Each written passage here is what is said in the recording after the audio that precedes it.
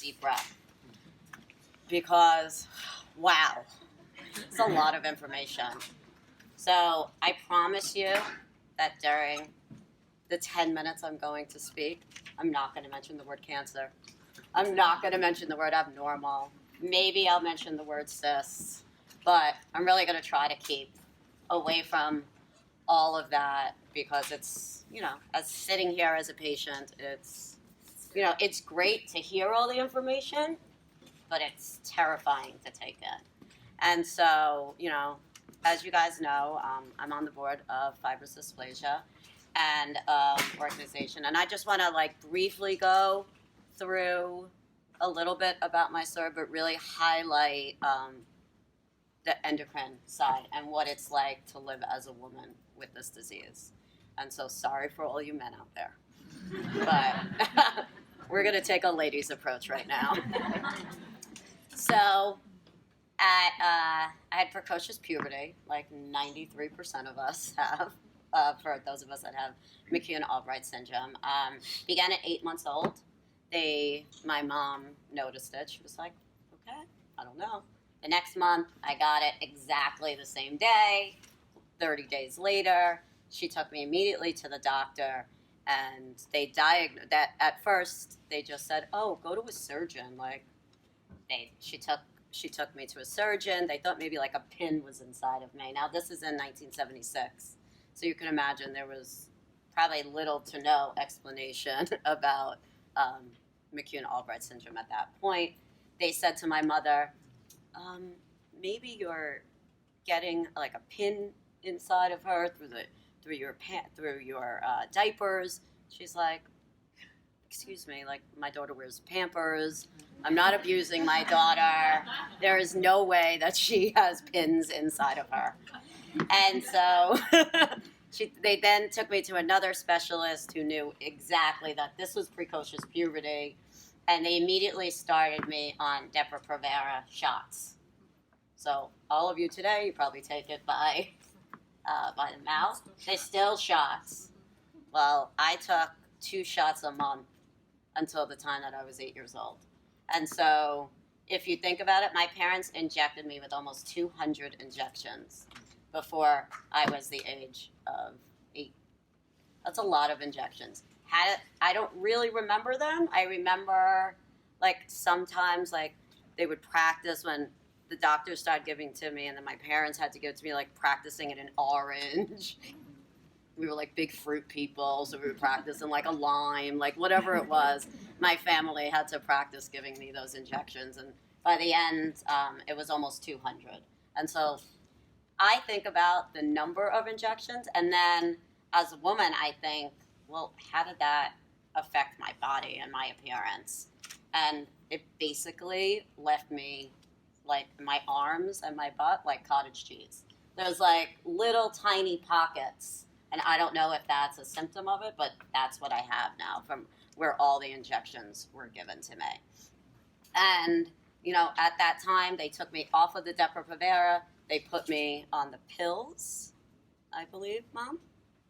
Yeah, but I forget the name of the pill. They put me on a pill. Nobody can remember what it was, but I was on that pill for a little over a year. And just picture this. I feel like I'm in an episode of The Golden Girls. So picture this. I am 8 or 9 years old. I have a full face of pimples. Thank you for that.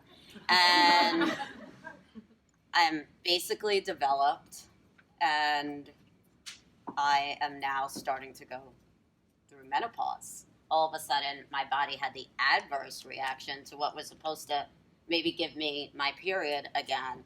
And so here it is. I am almost, I looked like I was a mom because I was the tallest person in the class, and now I was fully developed. And so what is that like to feel fully developed at the age of 8 years old, 9 years old? It's, you have these feelings of I'm different.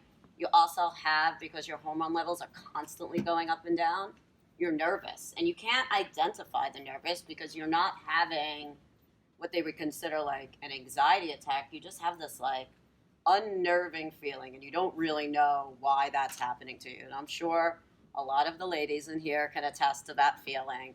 But you have this sense that's very unnerving, and you feel a little bit of insecure because all of a sudden now I'm super tall, which clearly didn't really work out in my favor because now I'm super short. But at that age, I was super tall, and you would go for, swim party or sleepover or camp, and girls just get dressed in front of each other. It's like no big deal. And all of a sudden, if you look different, you're like this. You're like holding yourself and you don't know what to do and you just feel a little bit different. So now imagine that a little bit later and couple all of that together. And what am I getting? I'm getting multiple nervous attacks. And now I'm getting hot flashes. So here I am, a kid still in elementary school, getting hot flashes in class, getting them in the middle of the night, waking up, my back was sweating, my neck was sweating.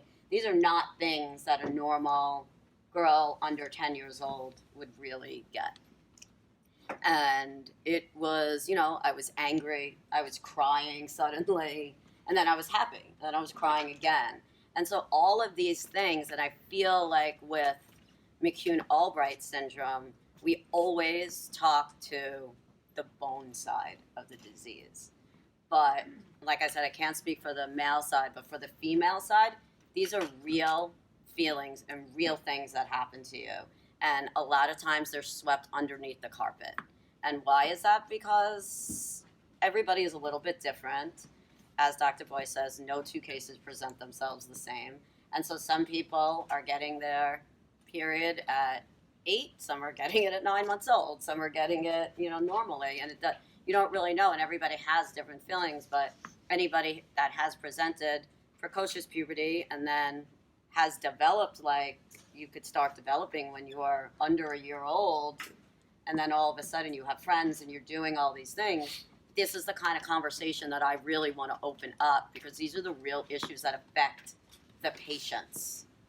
And these are our feelings that we have towards it.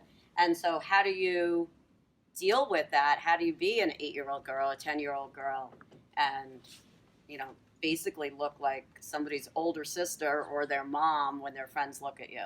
And so, today, I still have, it's one of the biggest things that I personally speak about if I go to the NIH or if I go to gynecologist. I talk about what is now that next phase, So I started birth control at the age of 18. If I change my birth control, it is like changing into a new person. Like, I don't know who that person is all of a sudden. It's like my entire body, has this, shock into it. And my hormone levels get crazy. And I, again, will get, hot flashes. And so I think that your hormones are just as sensitive as your bones. And that's really what I wanted to highlight during this talk. Because you could break a bone or you could be sweating in the middle of the night, and it's still the same kind of effect. Emotionally and physically, it has that same kind of effect on you. And so, like I said, what do you talk about when you have cystic pimples? And I had this brief conversation outside. So a lot of the women over there are FD warriors. I said to them, has anybody here have had a cystic pimple, all of a sudden, a day later, 2 days later, leg swelling, and there's an FD flare? Every single one of them said yes.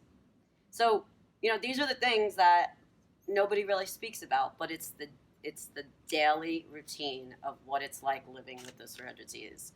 And again, that's really what I wanted to speak about. And I know that I promised Deanna, so I would go and be short today. Well, not just my stature, but my talk would be short. So I just really wanted to go away and just really talk about that, open up this conversation. For those of you going to the happy hour, we will talk about this, I think, in more detail. But as somebody that is now growing older, the concern is, okay, now I'm 41, and menopause, and that's well, So I kind of went through menopause already. Is it going to be what I remember it? Is it just going to be the natural cycle of what it's like for everybody else? And there's not that many of us that are getting of that age. And so, well, there's a few of us here. And so, you know, I think it's just like, it's like a TBD. What is it going to be like? And so maybe in 10 years from now, we can come back and maybe I'll be beginning it. That's my hope, that I won't have an episode like that again. But, you know, for everybody again out there, you know, this was just like a brief under 10 minutes of what it's like to live from the endocrinological side of the disease and being a female. So thank you.